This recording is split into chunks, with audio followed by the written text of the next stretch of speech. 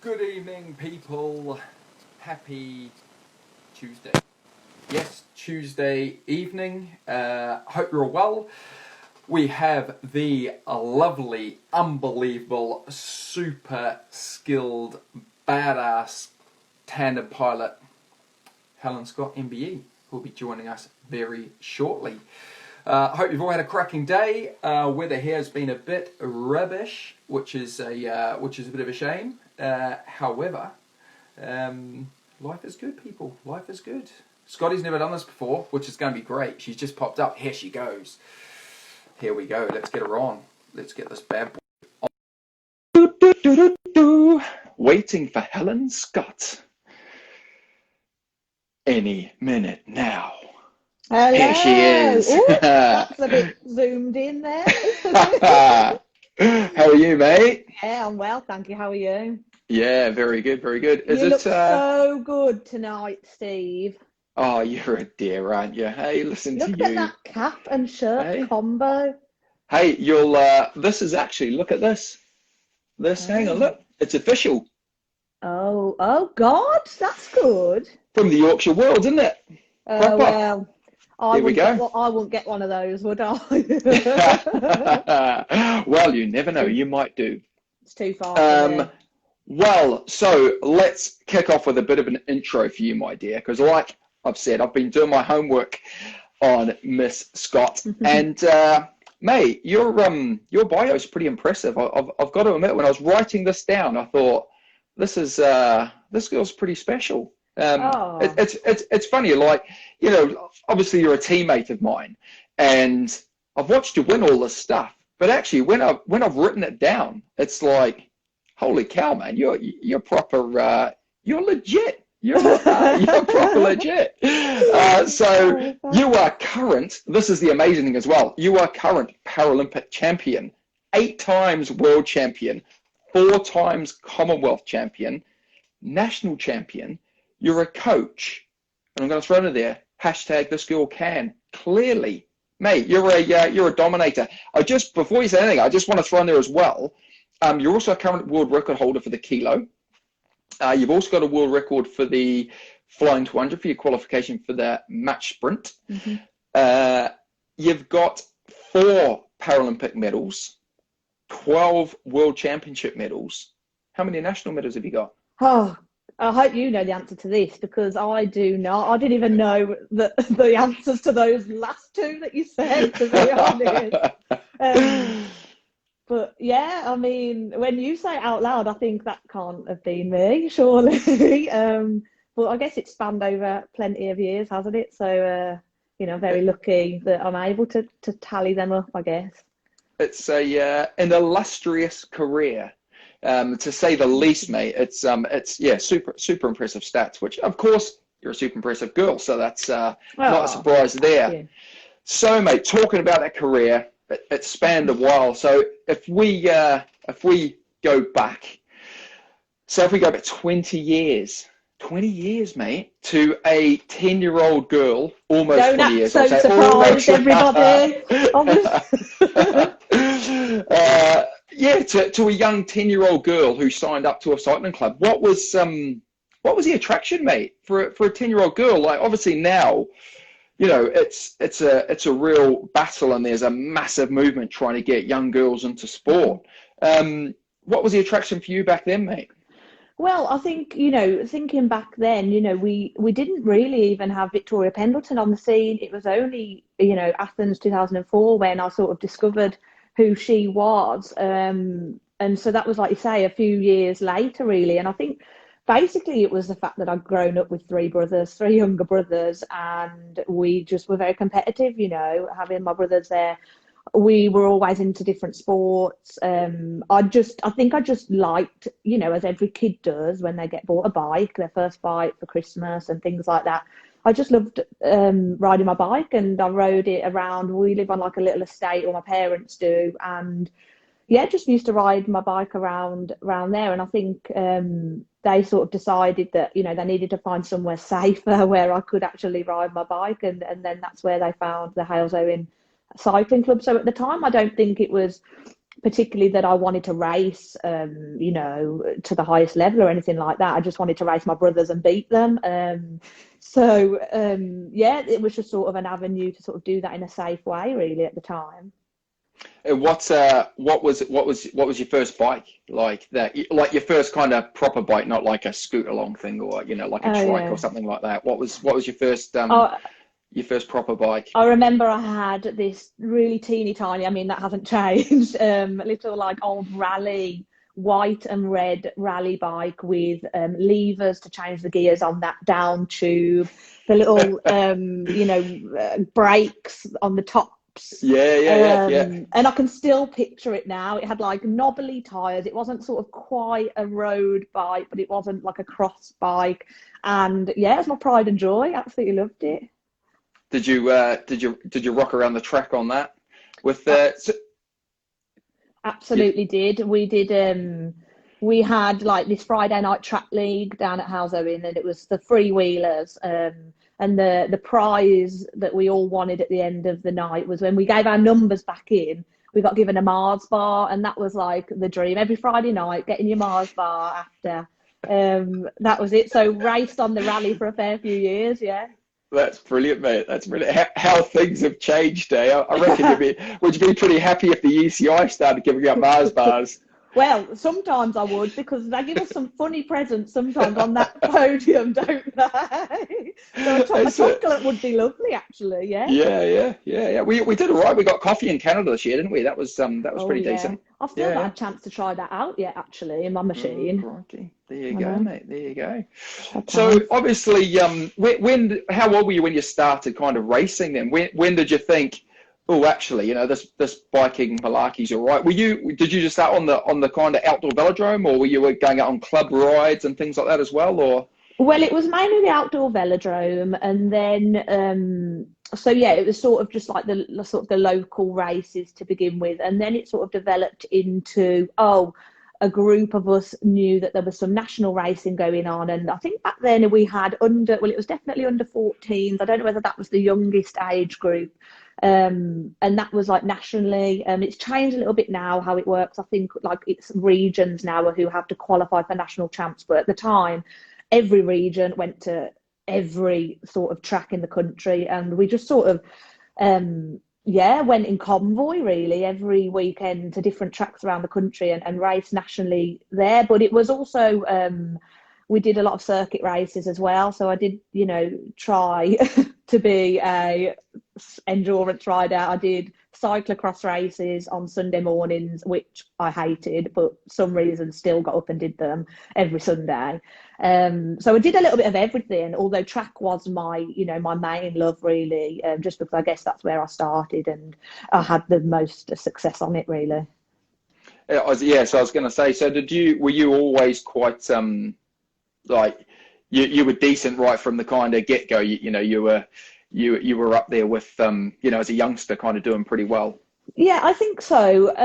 You know, when you're young as well, and particularly young, you know, before you hit the teenage years, of course, you know, the lads in your club haven't, you know, hit puberty yet. So you know, you are beating them, which is a great confidence booster, especially for girls. You know, I used to love beating all the lads. I'm not sure what they thought of it, but that was certainly, you know, that was a really nice feeling. And I guess having that experience, you know, so young is something that made me want to keep going really. And I remember even to a point in under 14s and under 16s, even at National Omnium Championships, we were racing boys and girls. And, you know, that was great to get stuck in with the lads. It was sort of like, you know, nothing to lose, everything to gain sort of feeling.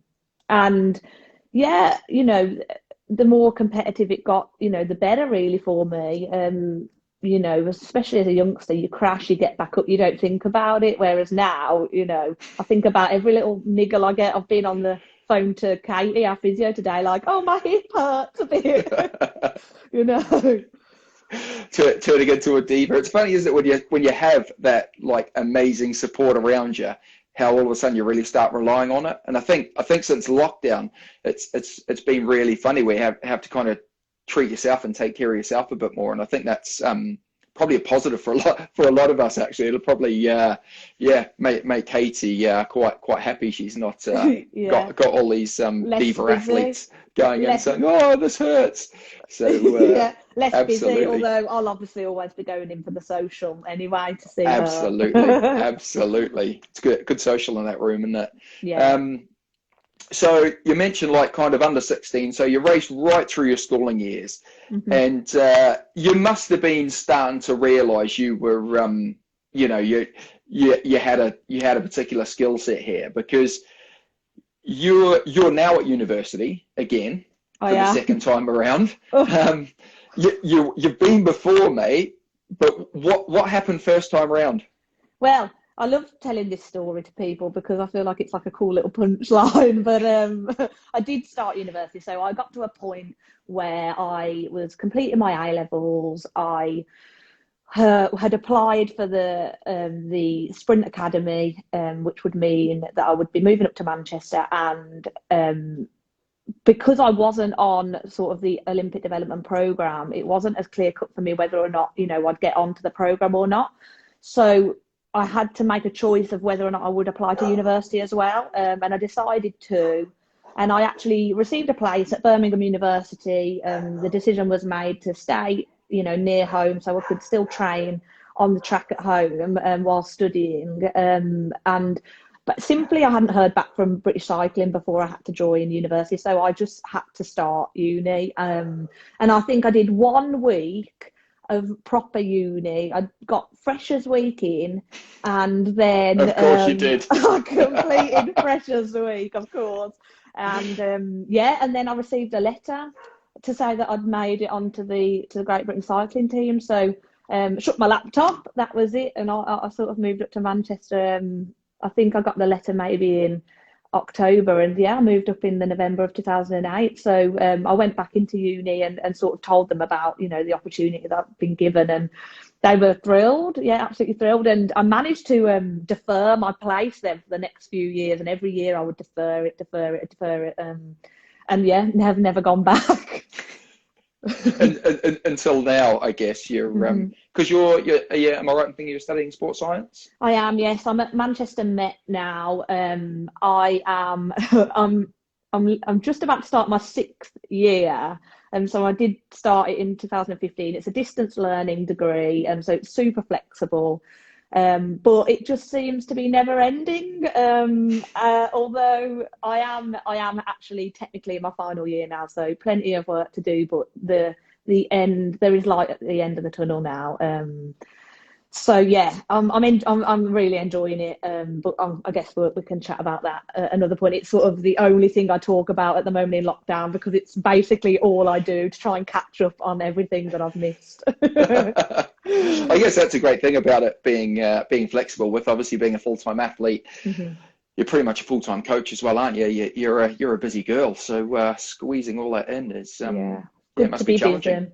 I mean, I always sort of, sometimes I sit back and I think, oh God, wouldn't it be lovely if I just could wake up and have nothing on my to-do list? But I do know that if that was to happen, I'd get very bored very soon. I'm almost certain. Even now, when I have a minute free, I'll like voice memo a friend or something. Like I just can't be still or not do anything. Fantastic, mate. Fantastic. So how did the academy, how did you find that transition going from kind of a brief stint in uni and then all of a sudden you've made it? This is, you're with the GB cycling team. How was that? Well, that's exactly how I felt, Steve, to be honest. I felt, I've made it now. They've seen that Helen Scott is a star and she's going to be Olympic champion. And don't forget, we've missed a few years out really.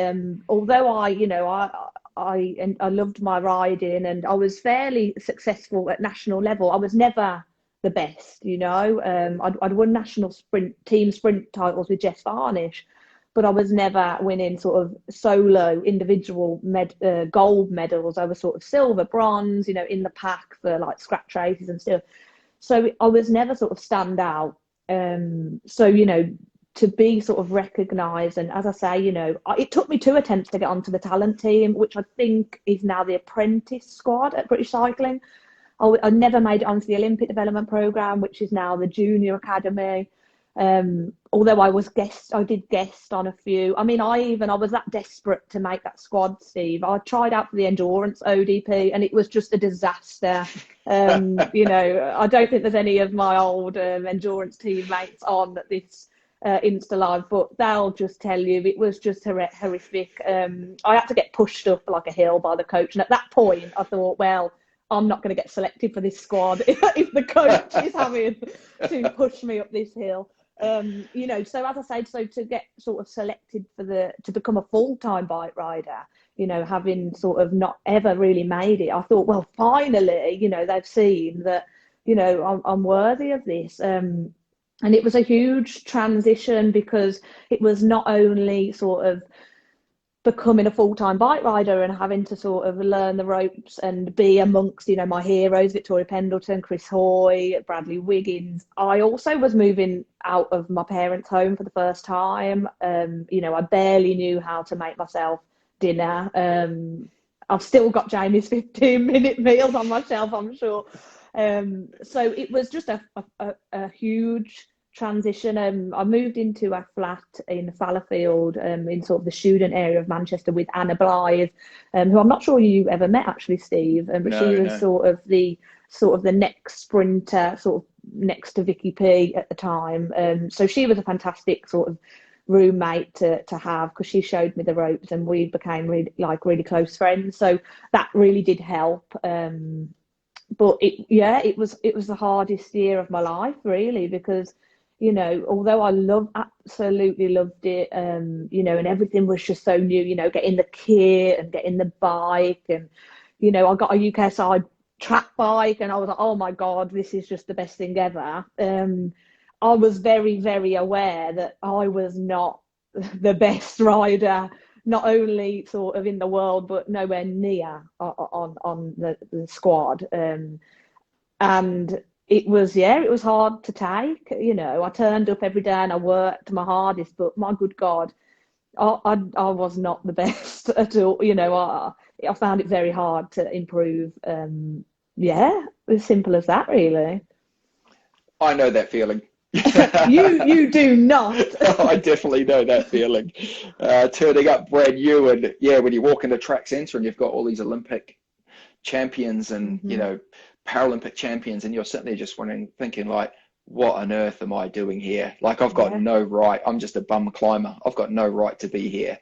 Thankfully, things have changed now. Absolutely. But so I mean, I don't think anyone will ever question Helen Scott's work ethic. I mean, you know, since I've known you, you're an absolute trooper, and you know, you work your backside off. So how was it? Because in that year, you know, like you've worked your hardest, and then you get that kind of phone call that's saying, listen, mate, thanks, but no thanks. You know, which is devastating.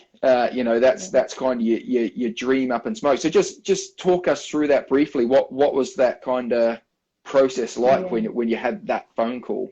Yeah, it was. You're totally right. It was devastating because, you know, I sort of thought it was coming, to be honest. You know, I knew that I had sort of these targets to hit at the national champs, and I knew I'd sort of fallen short, really. But I think there was something deep down that made me think, oh, maybe they'll just give me another year. You know, like, I've only been here a year; it's not a lot of time, and it was. I got an email. It wasn't a phone call at the time. It was an email, and as you can imagine, it was horrific. But you know, because then I thought, well, what do I do now? Because I've got to now move back home. I've skipped on uni for a year, and I'm going to have to tell all my friends and family that, oh, by the way, I'm not going to go to the Olympics after all. You know, that's like, I was a 19-year-old at the time, and you just have these irrational thoughts, don't you? And, you know, I was very sort of, you know, I felt really hard done by, I guess, at the time. And yeah, that's when, I wanted to know a little bit more why, I guess. You know, I've sort of always been quite inquisitive, I guess. And I just wanted to know, you know, what were the reasons, and we sort of called a meeting with my coach at the time, Ian Dyer, to just discuss why, because also I felt I wanted to sort of get a little bit of closure, getting an email to say you'd sort of your membership hadn't been renewed, didn't feel quite right. Yeah, absolutely.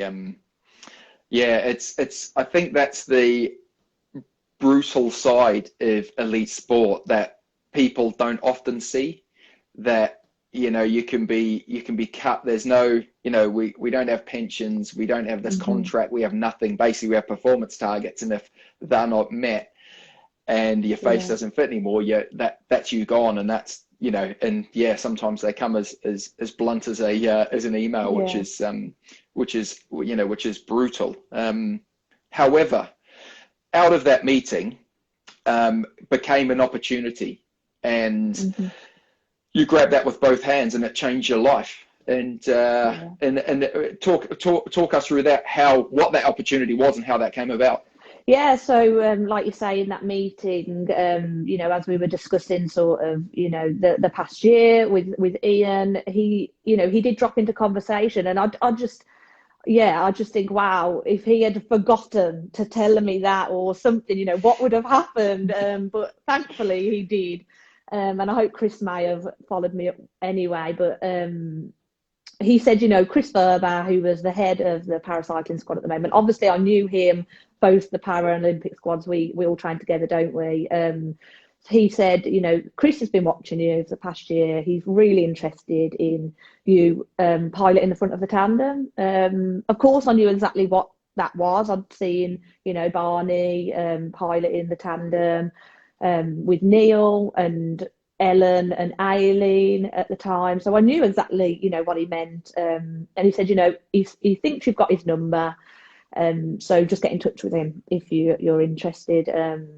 And that was sort of it, really. We sort of went away, and I remember it almost so clearly. The cafe in the Asda across the road from the velodrome. Me and my parents went there immediately after. And I'll tell you what, Steve, I was like, I'm not interested. I am going to get back on that squad. I don't know how on earth I was going to do that. But I was like, nah, I'm going to get back on my own. It's totally fine. I'm not interested in it. And my mum and dad were like, you're stupid. Like, do you want to ride your bike? And I was like, yeah. Bear in mind that I think at this point I'd already moved back home, and I was like, yeah, I'll do anything to get, go back to Manchester.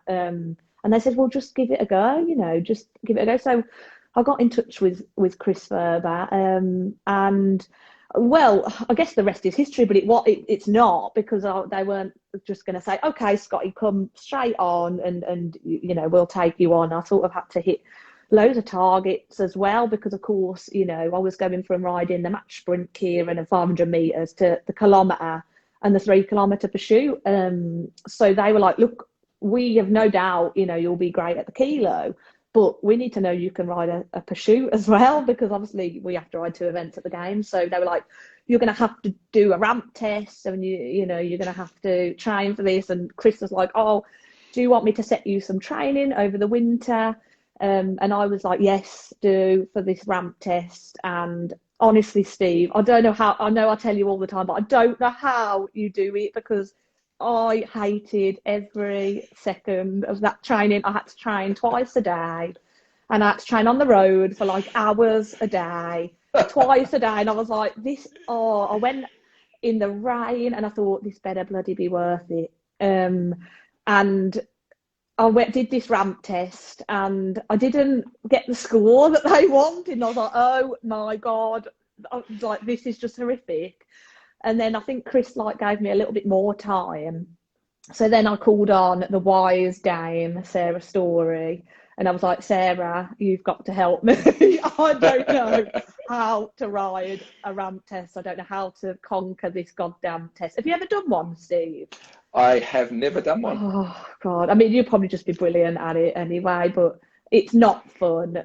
It just ramps up until you just can't go anymore. Sounds it's horrific. Just not. And you have an idea of how long you need to go for to get a good time. And when you're suffering after 2 minutes, you're like, I can't stop now, even though I just want to. So anyway, bless her, Sarah and Barney. Oh God, they were incredible, and they basically coached me to beat this ramp test. And thank God I did, because then they were able to offer me a place on the paracycling squad. And here I've been ever since. Thankfully. And we're very, very grateful for that. Oh God, you, have you you seen John Pep's thing? Ramp test book. I'm never doing another one, JP. You can forget that. Yeah. That's our team manager. Good evening, John. I'm pleased Hello. you've tuned in for this. So you had a pretty quick turnaround, didn't you, from when you came on the team? You were paired with Aileen, who had a bit of kudos already. She had a couple of medals as well. So how did you find that? Was there kind of a bit of pressure there, kind of jumping on with someone who already had kind of been there and done it? Oh yeah, definitely. You know, Aileen and Ellen had won, I believe, well, definitely 2 gold medals in Beijing, and I believe in Athens as well. So, you know, and at the time, you know, it was sort of me and Ellen going for one spot really. And I was the young newbie, and I don't think I felt, you know, the pressure so much.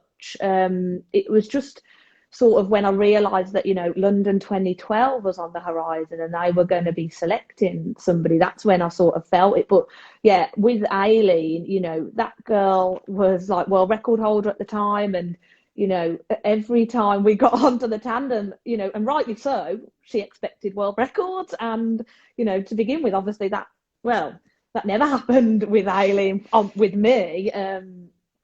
So there was a big learning curve there. And like you say, you know, riding on the tandem, you're not just responsible for yourself, you are responsible for the person on your back, on the back of the bike, and you want to perform for them, especially when they have the history that they do. You know, Aileen was defending champion going into London 2012, and only now, 10 years later, do I know what that feels like. And you know, it's amazing. But you know, I was a young 20-year-old and I had no idea what that meant, but Aileen did. So I've got huge respect for sort of how that must have felt for Aileen to, you know, have 2 pilots. She was flitting from one person to the next. You know, as you know, it's difficult to move around so much with different pilots and stuff, and partners. So yeah, at the time, I think I was just so happy to be doing something. And, you know, the first time I ever rode a tandem, it's so cheesy, but I just knew it was what I was meant to do. I loved it. And it was Neil Facky who I got on with for the first time. And, you know, when you've got a man who can lift 4 times his body weight on a deadlift, when he puts some power down on those pedals and you rock it off the top of the track, I knew it was for me. It's as simple as that, you know. I loved it. Absolutely, yeah. He's a special tin of beans. That boy, I tell you, he's an impressive lad. You did get selected for London. Yeah. You did go, and actually on your Wikipedia, there's actually a great picture of you waving with both hands with with 2 shiny medals around your neck.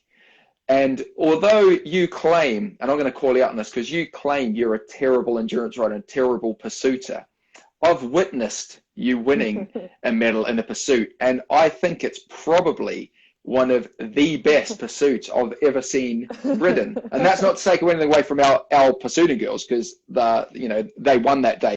You guys won a bronze, but for someone who says rubbish at pursuiting, you're not bad, mate. And I actually only found out today that you were in that pursuit in London. You actually beat Fiona and Laura as well. Yeah. It was a GB, head to head in for the bronze medal. Steve, I feel uncomfortable with this dialogue. I want you to talk about yourself as well, because you know you are the pursuit king too. Once upon a time. How was that, mate? How was that like?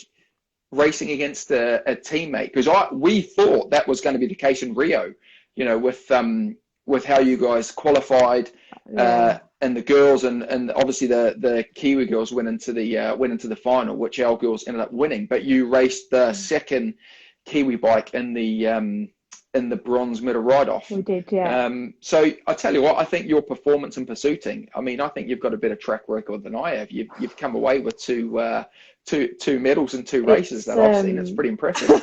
It's I don't know. I can't explain it, Steve. I mean, you've watched us. We don't train for this event.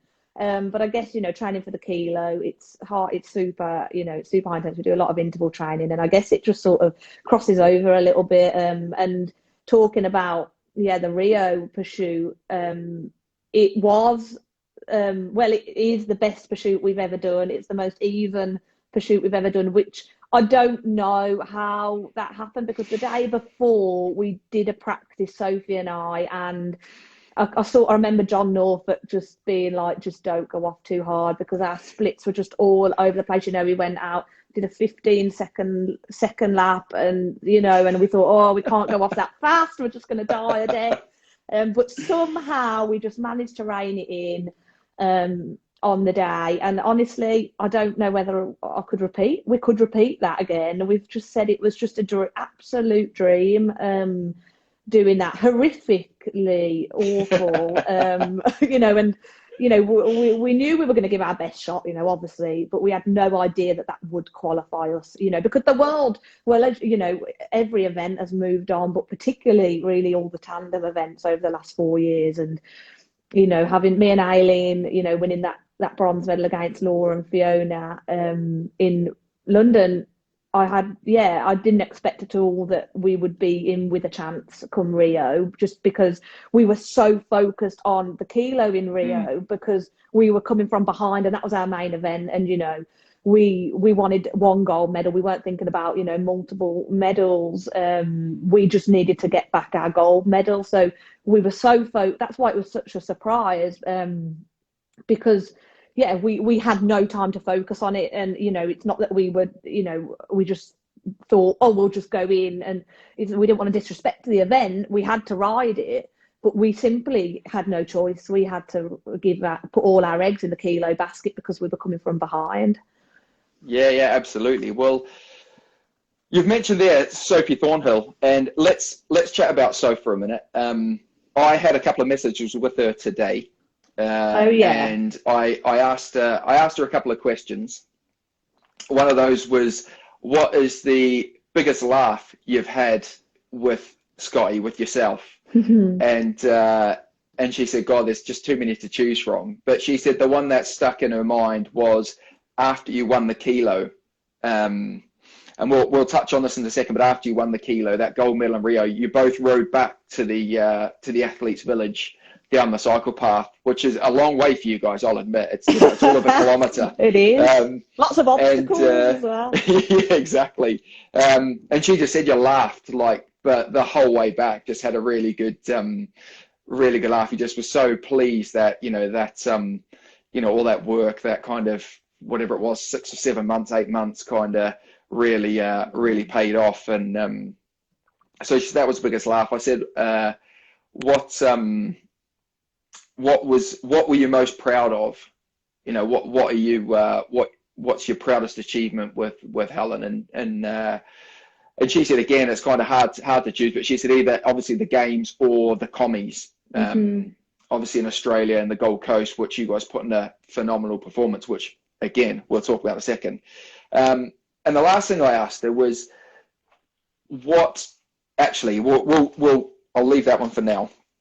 We'll come to that. So there's 3 things that I want to focus on, talk about your partnership here with Soph, because she's, your partnership's been pretty much a dominant partnership, right from the start. You guys have just really raised the bar on everyone else. And there's kind of 3 things that have stood out for me. And one of those was seeing you lose for the first time. And when I came onto in 2013, when I first showed up as a guest on the para team, Sophie was riding with Megan Boyd on an endurance camp. And the first day we rode, Soph wasn't well, and she actually had to get off the tandem, get in the car, and she left the camp. And the very next time I saw her, she was a world champion with you in the kilo. Wow. You know, so I was just kind of, you know, there was this young, really quiet girl, and you know, who was ill, not well. I thought, oh God, that's a real shame. God, I hope she gets better. And then a few months later, she's a world champion. She's fine, clearly. But you know, I like everyone. I watch you guys absolutely dominate, and it was pretty much a foregone conclusion going into 2016, into Rio, that you guys were just gonna steamroll the field like you always do. However, in Italy, that didn't pan out as planned, and that's the first time I'd seen you guys lose. You came second in the kilo, and you came second in the sprint as well, didn't you? We did, yeah, we did. So you had a year of the games, biggest year of your career. You've obviously got the experience of going to a games. I've spoken to you before, and you said you really had unfinished business because you didn't think you performed at your best in London. So going into that kind of year in Rio, you've got, you know, someone who you're just absolutely dominating with, and all of a sudden, pardon the pun, the wheels kind of started to fall off a bit there. So how was that?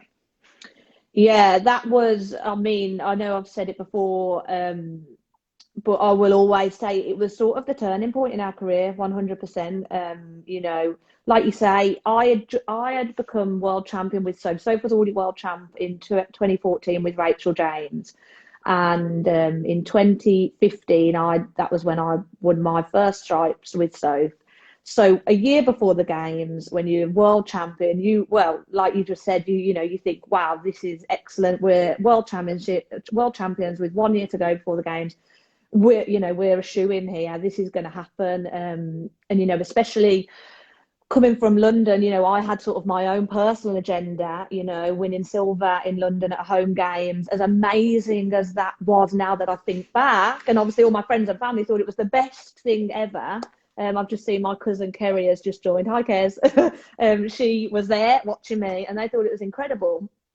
For me, when all of your teammates are winning gold in London and you win silver, that is a failure. And you know, Steve, you'll get it. You know, that's what it's like, especially in the best sport in the country, you know, the most successful sport in the country, pretty much.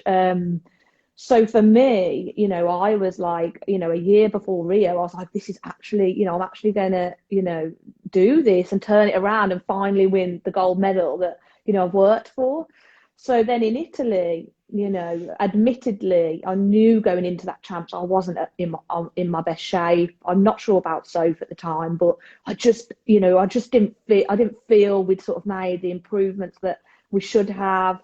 You know, going into a games year, and because we were defending champions, we go last in the kilo, don't we? And I remember sitting on the chairs waiting for the Dutch team to complete their kilo, and there was this massive sort of clock right in my eyesight, and you know, you're trying to avoid like seeing what they did, but you just couldn't help it. And they crossed the line at the time it was 1 minute 6 dead, and our PB at the time was 1 minute 7.5, and you know, that is like a mile in the kilo terms. And I remember I saw it and I thought, oh my God, like I knew that even if, you know, I just knew there was no way that if we put in a flawless ride, we would have gone that quick that day. There was nothing in our training to suggest we could have matched that, and it threw me totally. And sure enough, we crossed the line in second place, and we'd beaten our PB by like a tenth. But I mean, that didn't mean a thing to me. Well, you know, and like you say, I took it pretty bad. Like I took it pretty bad, worse than Soph, I think, because I think the overwhelming feeling for me, it wasn't that. I've won plenty of silver medals, you know, in my career. It wasn't the fact of not winning so much. It was the fact that we were 5 months from the biggest race of our life, and we were a second and a half slower than the next team. And the thought of making up that time was just, I just thought we're going to need a miracle. And I remember I had my head in my hands and I thought, this just isn't meant to be for me. And maybe I'm just not meant to win a gold medal, you know, at the Paralympic Games. You know, I've given, like, you know, everything, you know, for my whole childhood and up to this point. And I just thought, it's just not meant to be. And, you know, John Peck came up to me, and I'll never forget, and he said, you know, Scottie, we will do everything we can to get you on that top step come Rio, and they did. They did. And you know, and as I say, it sort of was the turning point. You know, we changed the way we spoke to each other, the way we trained, the way we looked at our training. It was the best thing that could have happened, Steve, because you know, when we win, you know, you don't remember all the things you could have improved on, or you certainly don't want to. You think, well, we're ahead.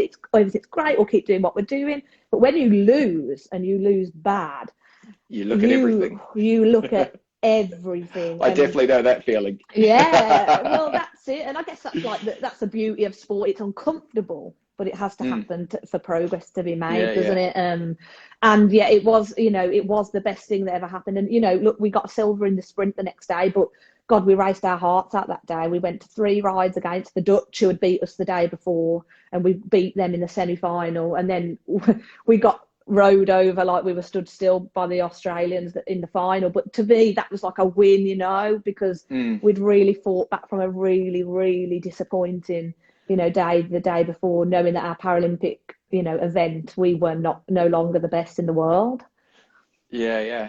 It's funny you mentioned sprint, because that's one of the things, one of the 3 things that I want to talk about, because, you know, I've watched you and Soph perform at Worlds, and certainly the standout for me would be in Appledorn a couple of years ago, and certainly even Canada this year. It's you know, like I've said to you before, there's just this kind of incredible efficiency in you two working together. And, you know, certainly I think from 2016 Monte Chiari, you guys have really clicked, and just as a unit, you know, it's so incredible. Like you've won match sprints before you know, like you guys have well turned off the power long before, you know, you even have to cross the line. You know, it's been absolutely remarkable to watch. So I'm kind of really intrigued as, well, how's that come about? You know, just like, you know, in the last, say, 3 years, you guys have been so dominant. Why do you think, where's that skill set come from? Like, obviously you've raced for a long time, but where's that come from, mate? Yeah, oh, thanks, Steve. That's really nice of you to say. And I never know how to sort of respond. I guess it's just, I think it does help that I have raced for a long time. You know, and I think, you know, going back to sort of me saying how I was never really sort of the standout rider, you know, I was never really the one that people watched. They watched me a little bit, you know, especially in sort of bunch races. They knew I had the kick, but I think because I was never like the strongest, you know, I didn't really feel like I had the legs to lead out anything. I was better at following wheels, at getting myself into the right positions. You know, I'm fairly small, so I could tuck in and get through gaps and things like that. And I think, you know, that sort of helped me, you know, in sort of match sprinting, because I knew that I was not necessarily ever going to win a race because of, you know, I was just much stronger than anybody else. It was, I had to rely on sort of my skill level, I guess. And on a tandem, it's obviously exaggerated because, you know, you don't accelerate as fast as a solo bike. You have somebody else on the back who you need them to be totally in sync with you. And a lot of it is down to the fact that Sophie was so fantastic. You know, she trusted me completely. You know, if ever I made a mistake, and I did, she would never blame me, ever. You know, she would be like, look, it was both of us, it's totally fine. And I'd be like, I'm so sorry, Sophie. You know, sometimes she's spotted people before I have and things like that. And, you know, she trusted me. She just was able to respond so quickly. And I think, you know, we've done lots of practice in training. You know, as I say, being on the AB squad, for that time that I was able to practice a lot of racing as well. And even sort of after I'd joined the para squad, I was sometimes invited on to some sessions with the new sprinters. I remember when Katie Marchant joined, to just do some match sprinting with her, to sort of teach her the ropes a little bit and put some pressure on her and things like that. As I say, I was never the strongest, but I've learned skills over time, and watching other races as well. You know, Barney's story has helped me a lot with tactics. He was always very good. And yeah, watching the lads, and I think, you know, we don't do a lot of practice in training for match sprinting, but I think the efforts that we do just cement sort of the bike handling skills between us as a pair. So, you know, when that happens in racing, I guess it does maybe come across a little bit efficient because we are so used to riding the bike together, really, and we just have to trust, in our strengths. And like you say, you know, we're lazy sprinters, so we like to save as much energy as we possibly can, really. So yeah, I don't know. I guess it just comes from sort of knowing that in a match sprint, especially, and in a Kieran race, which I used to love.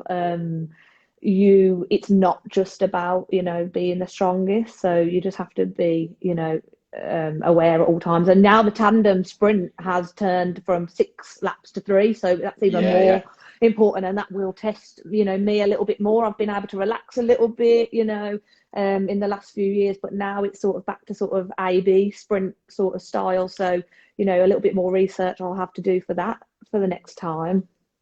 Yeah, absolutely. Absolutely. I think it's better, to be honest, like, you know, certainly from a spectator, you know, the 6 laps for the tandems was always was just a bit dull. Yeah. You know, we're now, you know, because it's like you only need 3 laps to get it over and done with, don't you? 6 just seemed like a long way to go for you guys, and quite, you know, certainly 2 of those laps anyway seemed quite pointless. So, we had to get our coach to shout out the laps because I'd lose count, you know. Absolutely. I think the one thing that really stands out for me actually was 2018. We went back to Rio on the same track that we'd had that success on in 2016. And how many medals did you win, Steve, in Rio? A couple. More than a couple. one for each race we did. So yeah, we went back in 2018. For me, that was a very special year because that was the first time Adam and I on that track won a world title. We'd been Paralympic champions and never been world champions. So that was, that was a really exciting time for us. But we watched you guys in the kilo annihilate the world record, which was amazing. But the one thing, I knew this. You guys had to leave on the last night when we were all drinking in the bar, having a great time, and you guys had to fly to out to the Gold Coast for the Commie Games. And I knew at that point, and certainly the form that you had going into the Worlds, that there was another gear that you guys, you guys had your eyes on much bigger goals than those Worlds, and that certainly came to fruition at the Gold Coast, where you guys absolutely had a blinder, and you took another chunk off the world record you had set only a few weeks earlier. And I believe Anna Mears even congratulated you on that because it was set in her velodrome. It was the best moment of my life. What's that? Breaking that world record, or having Anna Mears kind of come and say, you know what, Helen, you're pretty special. Anna Mears, of course. You know me, I'm like the biggest fangirl ever. That was amazing. Well, I'm glad you thought that, Steve, because when we left, we had like a hellish journey from South America to the Gold Coast, and oh God, I remember we got to Brisbane and my legs felt dreadful. I'd not slept, and I thought, I'm not sure how I'm going to do another race, in a couple. Luckily, I think we had a fair amount of time before the race, but our bikes didn't turn up for a long time either. So I thought, right. My God, this is like a disaster. We've come all this way, but I had no idea what was going to happen in that velodrome. It was pretty special. It was fabulous to be, part of Team England. It was our second games, so we were sort of defending champions. Back with some of our teammates that we'd not seen for ages, Katie Marchant, Lauren Bate, and then the rest of the squad. I guess we were on a high because, like you say, we'd just broken the world record in the kilo and in the flying 200. And I guess it may have seemed obvious to everyone that we were going to at least do the same again. But honestly, Steve, I was so nervous before that kilo, and Sophie always tells me how she was the calmest, she has ever been. And I don't know why I was so nervous, but I just was, I guess, just, I guess, knowing that we had it in us. I was sort of just hoping that, Yeah, I yeah. wasn't going to mess it up, you know what I mean? In front of like a full crowd, because, the world, we don't get hardly anyone coming to watch us, only our families, with, Yeah, yeah.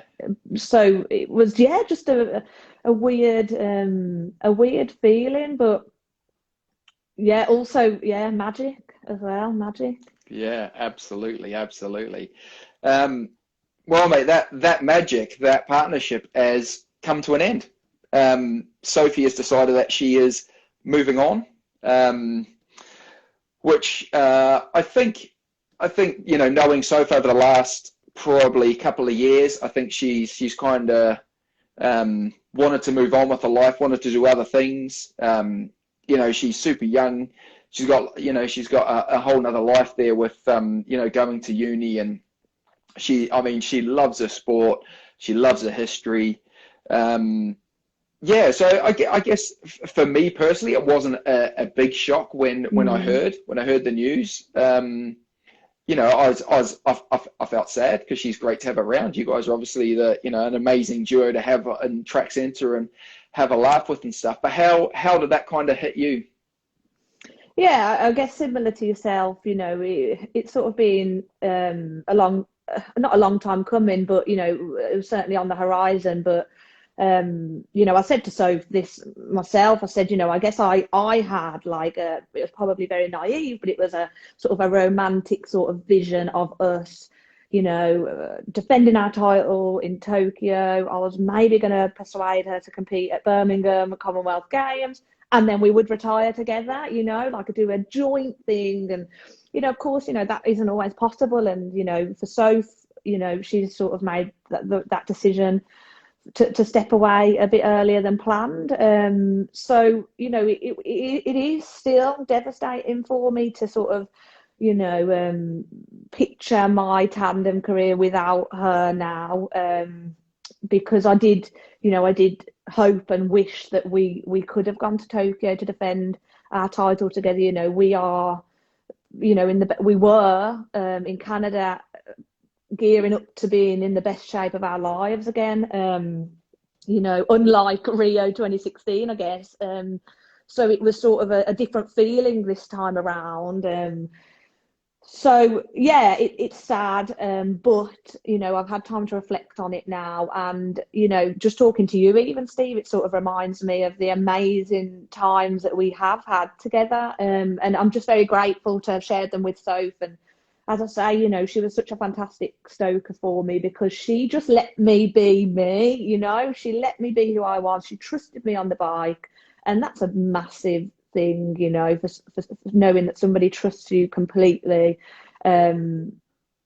She had injury, bless her, after injury, but she Mm. always got herself back in shape, in the best shape she could for racing, and we were back, every time, no matter what the event was. It could just be, the nationals, the paracycling international. Soph would be there. She would never let me down. And hopefully, she'd say the same about me. So it is sad, that it's ended sort of before we planned it to, like obviously we had sort of that idea of going to Tokyo, and that would be Sophie's last games. But of course, with what's happened this year with COVID, it's sort of not been able to happen. So I'm sad that the last time we rode the bike together was the last time, but we didn't know that it was the last time. And, that, Yeah, absolutely. Yeah. and that's sad. And, the last race that we raced was the last in Canada, was the last race that we'll ever race. And, obviously it's great that was a winning race, but equally, if I'd have known it was the last race, Yeah, yeah. I may have done something to celebrate it more. I don't know. So it's sad, but, it's the right decision for her. And it's a new challenge for me, and you know, me and you have talked about this before, haven't we? How, you know, this is an opportunity for me to work with somebody new, hopefully a lot younger and stronger and fitter than me, who can push me around the track for the last few years of my career, and somebody who, yeah, will really inspire me to keep going, because I love my sport, as you know, and I guess, you know, I don't know whether it's the fact that, you know, I'm turning into a different century in a few, no, not century. Decade in a few weeks.